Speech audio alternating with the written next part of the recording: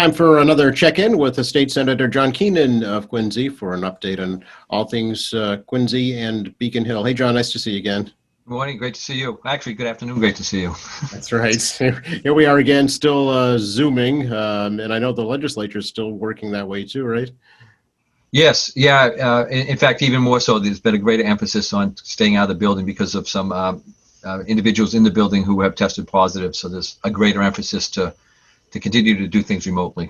Yeah, well, we're seeing things unfortunately tick up again. What do you think about the governor's latest rollbacks? Well, I think I watched the governor's press conference, and we were in pretty regular contact with members of his administration. I think there's a frustration that was quite evident in his most recent press conference that the numbers are increasing, and that if people would just do their best to stay distant, to continue wearing their masks, that some of this could be avoided. But it's happening obviously all across the country. The numbers are spiking, the number of hospitalizations are becoming quite concerning, and the number of deaths continue to grow. So something has to be done, and the virus will be here. You know, we had our first individuals over in the UK receiving the virus yesterday, one of whom happened to be named Keenan, which was exciting to see. The vaccine, you mean, right? Yeah, the vaccine, Yeah. yes. So they were vaccinated yesterday for the first time. So there's promise with that, but it's still a long process, and people have to remain vigilant and doing what we all know we have to do. The folks in the restaurant industry feel as if they're being singled out for, causing the increase, and it's unfortunate that it is impacting them. I think most harshly.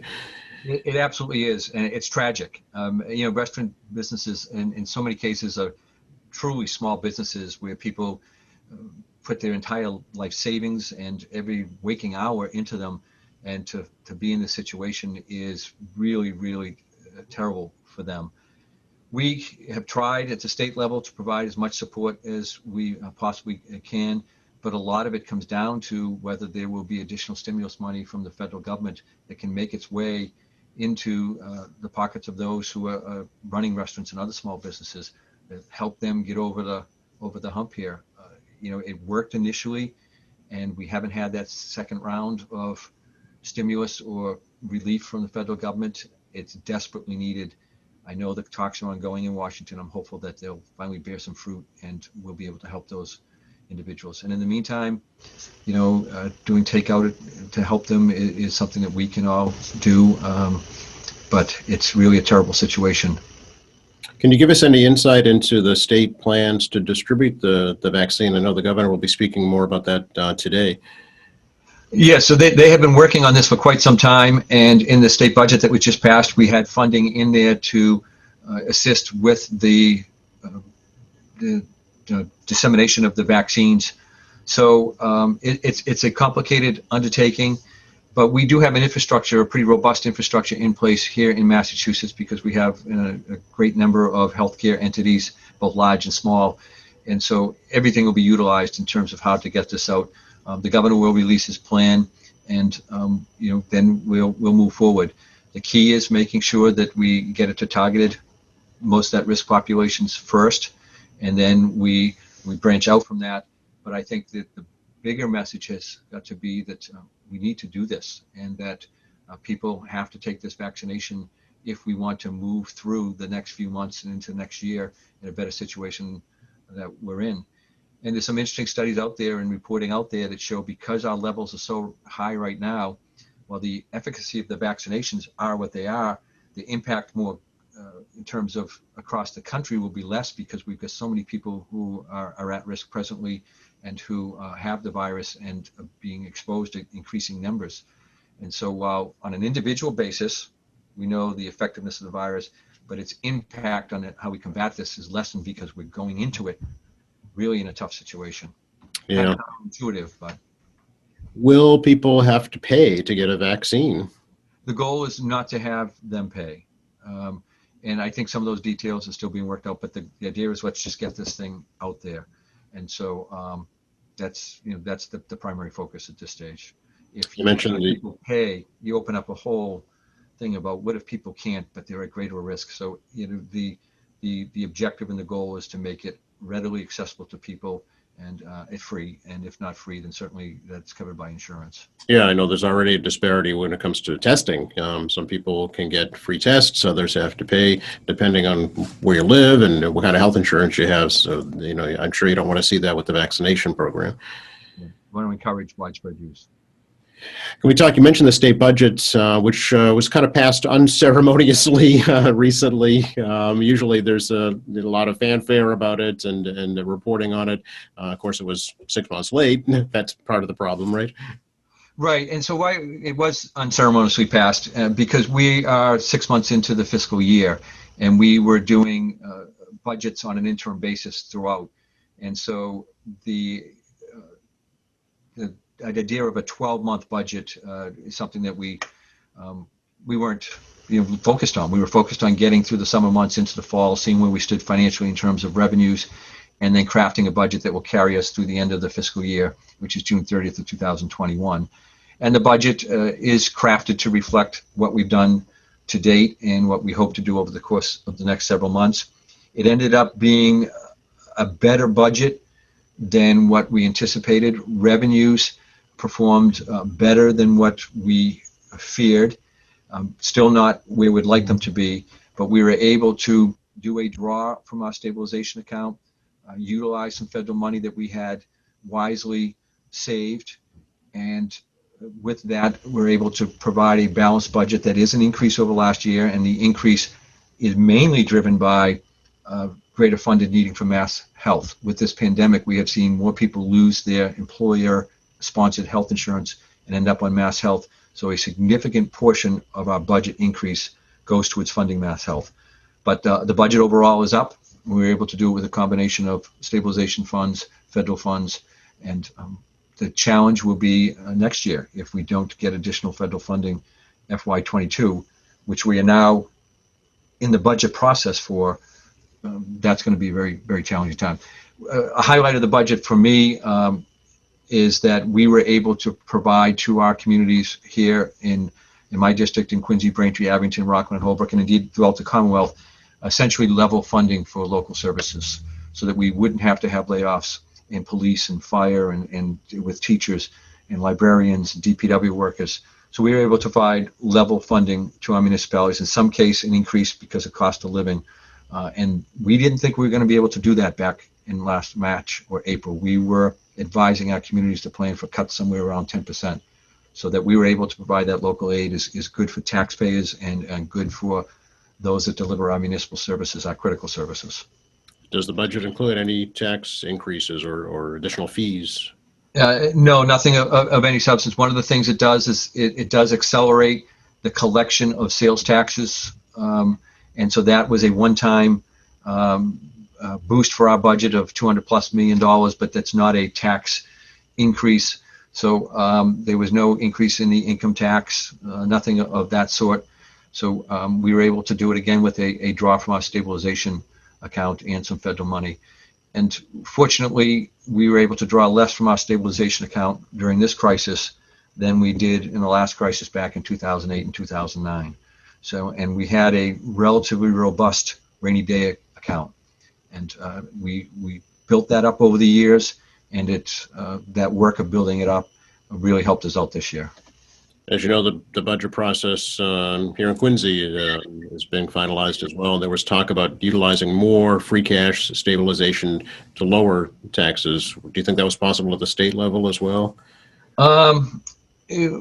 We could have used, well, we didn't have to do any sort of tax increase at the state level. So that interplay that occurs at the local level between offsetting any dramatic increase in the levy with one-time revenues, it's a similar dynamic, but not the same at the state level, because we don't rely on the same formula that the municipalities do. And so our budget balance, our requirement to balance the budget is really a function of adding up all our revenues and then our expenditures. And we have a wide array of revenues that we could increase by way of fee increases or tax increases. But again, we do on our stabilization account. It does create the same issue as what the local level will face next year, is that you build in a structural deficit each time you use one-time revenues for recurring cost. And I know watching the council meeting the other night, I know that they discussed that. And I saw Chris Walker from the mayor's office highlight that, and some of the councils bring it up. And so, but it is something that has to be addressed, and we will face that next year. And that's why I say additional federal revenue will be critical to get us through and help us grow so that we can manage these structural deficits wisely. Yeah. Of course, one of the contentious parts of the new budget was the police reform bill, something that you have supported. Right. So, yeah, the police reform bill basically passed at about the same time that the budget did. I supported it when it came out of the state Senate, when it came before the state Senate, and I supported it again last week. There's a lot of misinformation out there, or misunderstanding of what's in the bill and what's not in the bill. And we received literally dozens of calls and emails from people. One of the concerns that people have is that we are defunding police. That is just not accurate. There's nothing in the bill that defunds police, and in fact, the bill calls for a whole lot of things that are going to require additional investment in law enforcement. There was concern that the bill would result in police officers losing their ability to be police officers, their licensing, based on unsubstantiated claims. That's just not accurate. There is a due process built into this bill. If a process is initiated at the state level, then a police officer can say, time out, let's handle this at the state level, and have up to a year at the city level, they have up to a year to handle it at the city level. And at every step, an officer has a right to a hearing, to have counsel present at the hearing. There are appeal processes and steps up. There was concern that the board that would oversee police officers didn't have any police officers on it. That's not accurate. 3 of the 9 members are law enforcement. And I think there's you can discuss whether there should have been more police officers on that board or fewer, but there are police officers on that board despite people saying there's no police representation. And then there's, well, why are you treating police officers different than other municipal employees? And they always bring up teachers. Teachers are unionized, and they have grievance and arbitration processes in place, but they're also licensed by the state. And the board that oversees teachers doesn't have any teachers on it. In fact, the statute prohibits anybody from an active teacher from serving on the board. And they have similar due process rights as what police officers do. In fact, police officers have more police officers on the board overseeing them. And the standard for taking an action, removing a police officer or taking away their license, is the standard of evidence that has to be met is higher than it is for just about any other profession. It needs clear and convincing evidence to decertify a police officer. And that's a higher standard than for many other professions. And they say, well, police officers are being picked on because now they have to be licensed. Other employees aren't.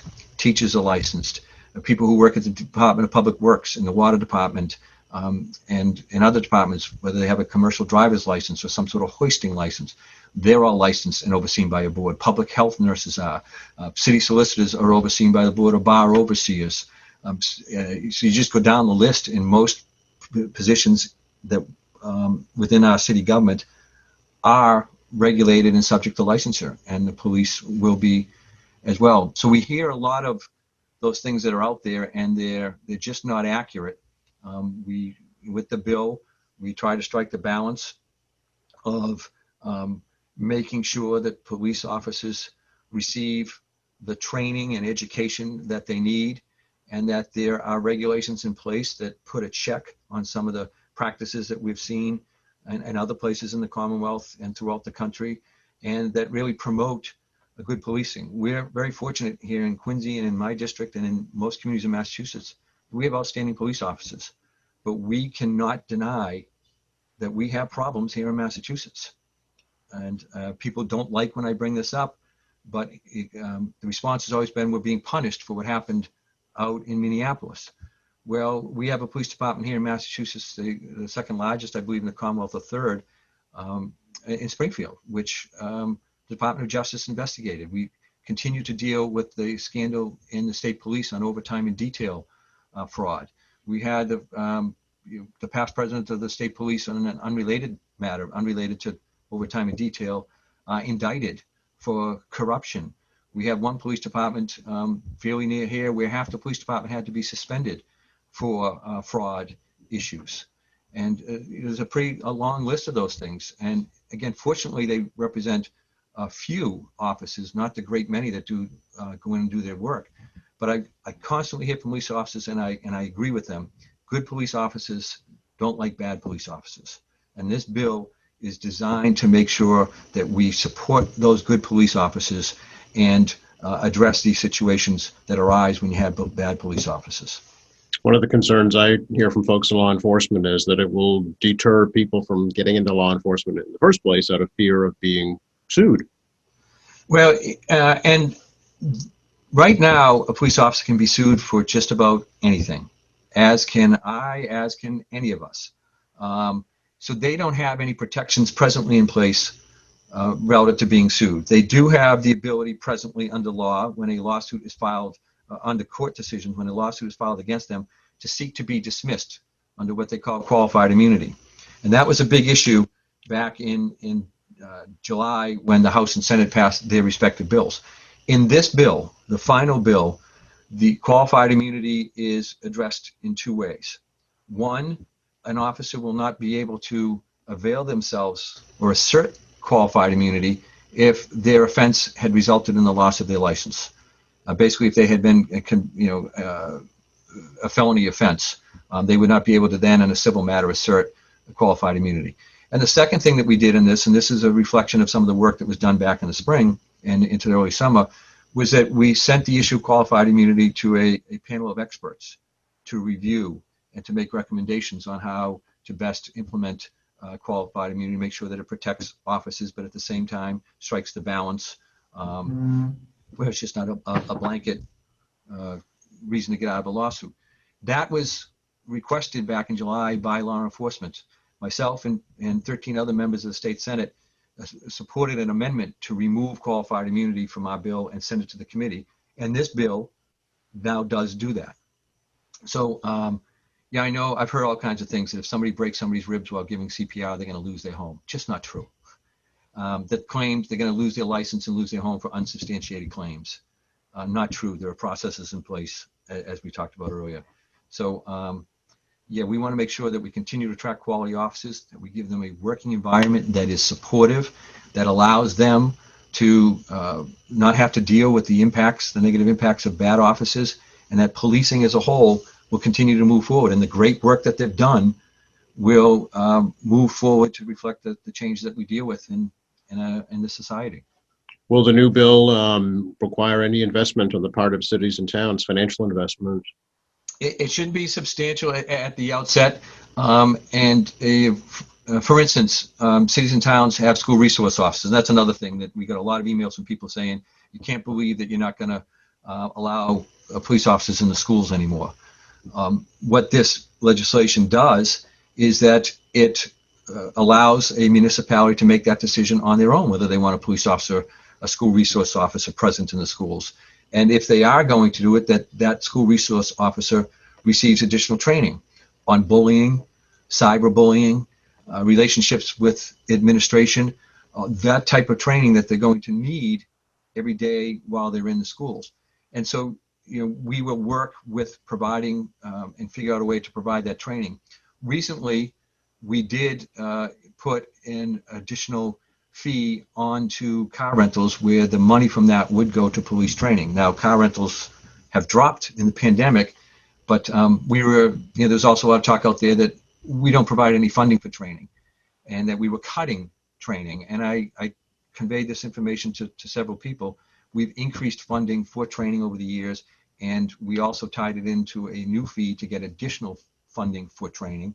And we will use that to meet the requirements that we put in place under this legislation. I know the governor's proposal back in the summertime included bonuses for additional training. Does this bill include that? It does not. And, I would not have supported it as how the governor had structured it. We have, and I'm most familiar with the local contracts, there are stipends in most contracts for different licenses and certifications. If you're an EMT, you may get something added to your pay. For those types of things, it's added. And then additionally, in Quincy by contract and many other communities, particularly in response to the Quinville issue, there is an educational incentive already built into the contract where you get an incentive for different degrees. So that's in there, in place in most communities across the Commonwealth now. And I think that's critical.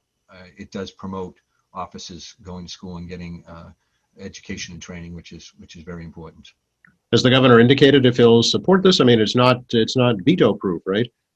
It's not veto proof, so we don't know what the governor will do. I know that there's a lot of issues that have been raised by law enforcement, and the governor will weigh those carefully. One of the issues that came up was that this was rushed. Well, certainly the impetus of this was something what happened out in Minneapolis in terms of moving a bill, but many of the components of this bill were separate pieces of legislation. For instance, the Post Committee, the committee that will oversee law enforcement, that was a piece of legislation that went through the full legislative process that had a full public hearing. Qualified immunity was a separate piece of legislation that went through the full legislative process and had a public hearing. And many other components of this bill went through that same process. Now, ultimately, at the end, when the conference committee reported the bill out and we had less than 24 hours to digest what was in that bill and vote on it, that was not as it should be done. And I voiced my concern and opposition to doing it that way.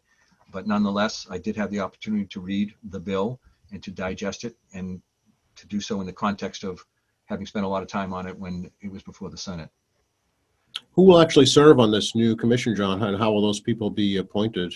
There are 9 members. There's a combination of how they will be appointed. There's 3 law enforcement officers. The Attorney General has an appointment, and they will be chosen from names that will be provided. And so they will be the Post Committee that will make the ultimate decisions as to certification. And then within that structure, there's also a committee that's responsible for kind of personnel and training and developing the processes and procedures and policies that affect law enforcement. And that is made up of the vast majority of members of law enforcement. But on the Post Committee, there'll be 3 members of law enforcement. And then there are some other committees that are set up as well in the legislation. But there is representation of law enforcement on that committee. And again, you could say whether it's too many or too few, but they are on that board. Yeah. Are those paid positions? They are not paid as far as I know. There will be an executive director, and there will be an organization that is established to support the board and to support the various committees that come under the board.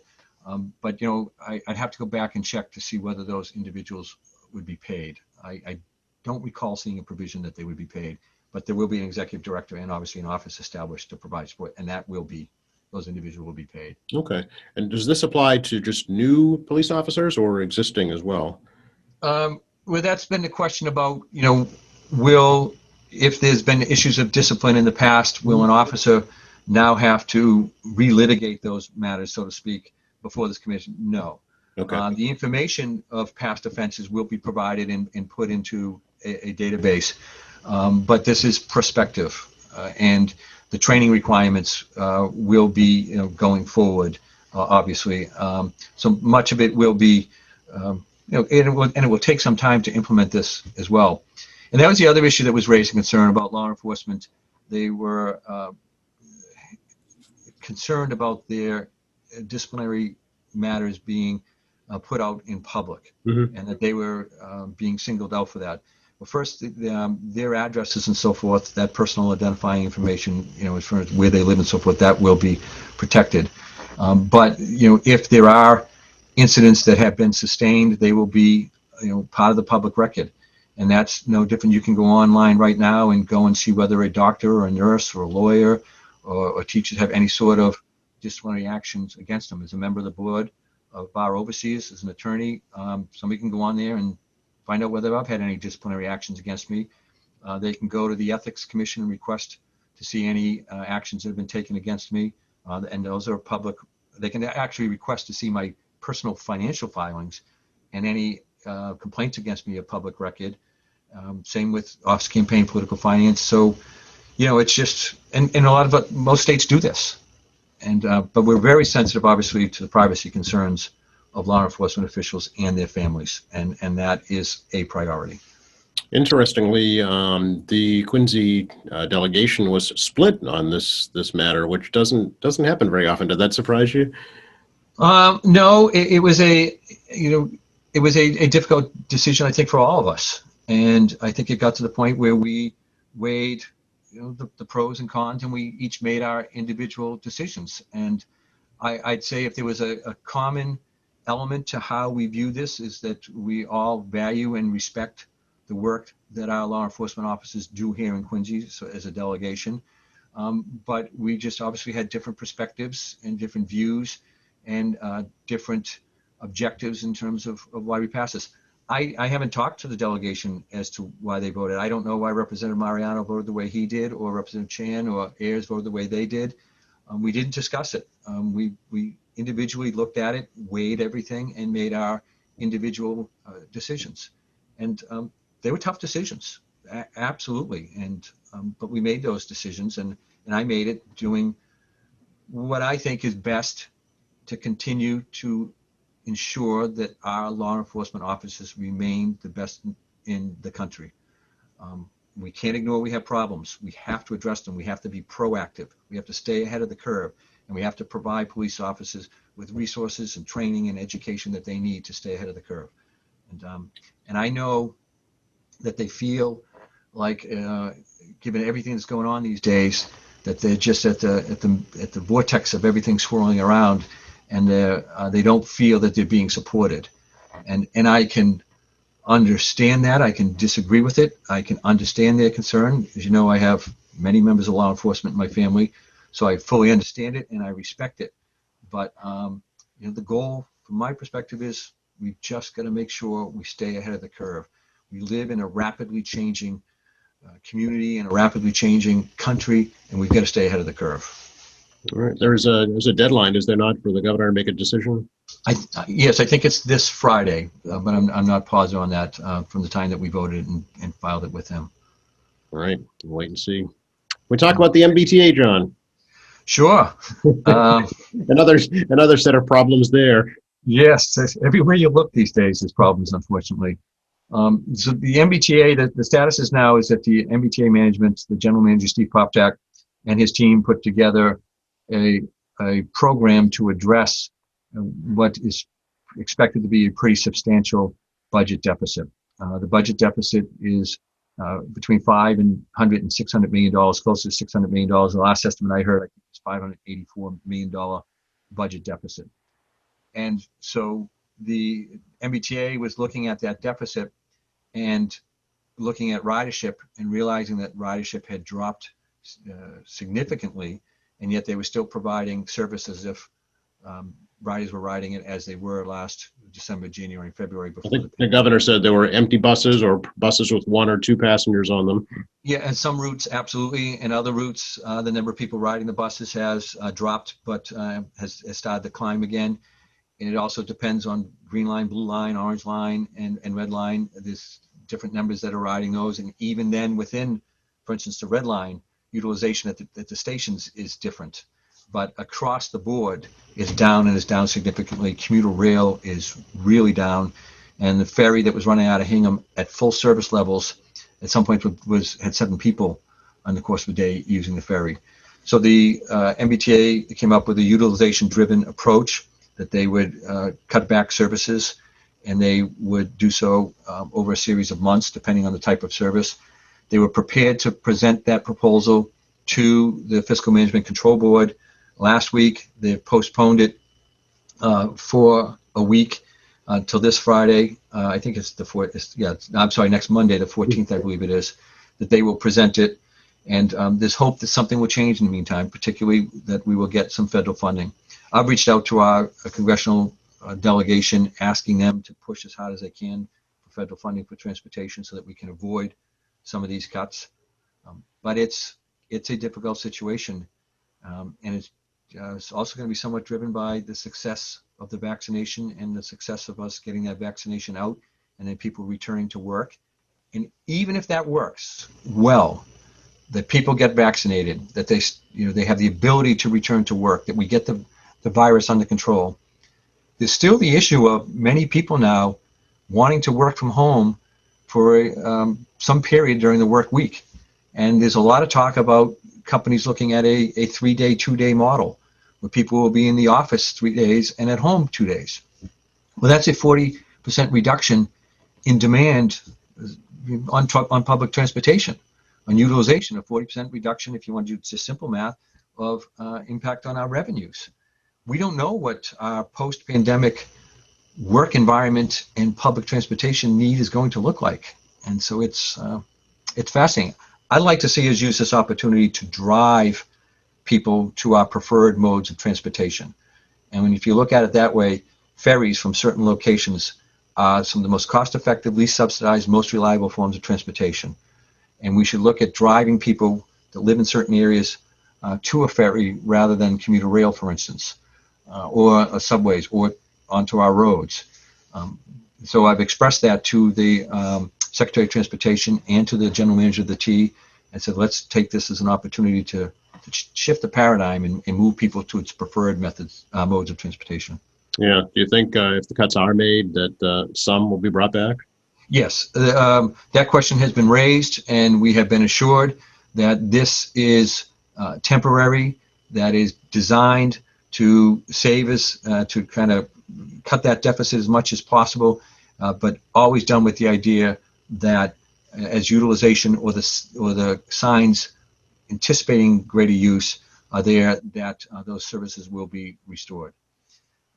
That's the goal. And I've asked the general manager to take a look at traffic volume data, for instance, that once the roads start to get clear, that's where people will go first if they can avoid public transportation. And so once we see those traffic numbers increase, we should then get ready for a subsequent increase in public transportation, because when people end up sitting on the roads again for an hour and 10 minutes to go 10 miles, they'll shift their attention to public transportation. So we should use that data to drive our decision making on the public transportation side. What do you see, John, as some of the silver linings here in your district out of the result of all this pandemic? Well, it's tough to find them, but I believe there are there. I think there has been, it's tough to see it on social media, but to the limited degree that we're out and about, I see people concerned about their neighbors, making the sacrifices necessary to protect their neighbors from the virus. I see people helping out others, and sometimes it's just as simple as the person across the street got a package delivered, I'll put it in their porch, because we know that there's so many packages being delivered, there's concerns about them being taken. You see neighbors do those types of things. So some of them are just very basic, very simple things, but it highlights that people are good and they're willing to help others. And I see also, it's terrible what's happening in our local economy in terms of our restaurants, and we've got to figure that out. And I do think the key is further federal stimulus. But I also see many of them remarkably doing creative things and adapting, and it's really a tribute to them. And I think we should make sure that we keep that in mind and show our appreciation for what they're doing. It's pretty remarkable. Small businesses, some of the ways they've adapted is so creative. Like, oh, why? How do they think of that? And so you can't underestimate the commitment and the ability to change. And I think that's good. And I think it's also accelerated a movement towards greater use of technology, which will, I believe, have long-term positive impacts, not only in how we do our work, but also in hopefully freeing up some time for families and friends and those types of important things. Yeah. Do you think it's brought a greater focus on the environment and green energy and climate change? I hope it has. Clearly, when it was shown that because of the reduction in the number of people going to work and driving in cars, it had an immediate impact on air quality. The numbers dropped dramatically. And that's been somewhat lost with everything else going on. But I think as we move through this and then take a look back and see where there are positives, that will jump out as something that we can control going forward. That if we are able to reduce the number of people who are driving in gas-powered vehicles, that we can have a dramatic, quick impact on our air quality and our environment. So I think that will be something that we take out of this. Anything else we should touch on, do you think, right now? No, I just want to thank people who have reached out. If they have issues with unemployment, accessing benefits, housing, in involvement with any state agency that they don't feel they're getting an appropriate response from, please call us at 617-722-1494 or send us an email at john.keenan@masenate.gov, and we will be happy to assist with literally hundreds of people. Sometimes we don't get the results as quickly as we'd like, but generally we get results. We're able to speed up the process. So please reach out. And then if people, as we go into the Christmas and the holiday season, if they can just remember that it's caring for our fellow human beings, that if it means giving up, a large Christmas gathering so that we can protect a loved one, that we do it. And people are saying it now, that it'll just make next year's Thanksgiving, next year's Hanukkah and Christmas and other celebrations that much greater. So if people can just please keep doing what they're doing, and we'll get through it. I appreciate your time, John. Good to see you. Good to see you too. Be well. Thank you. And thanks for doing this. We really appreciate it. You're welcome.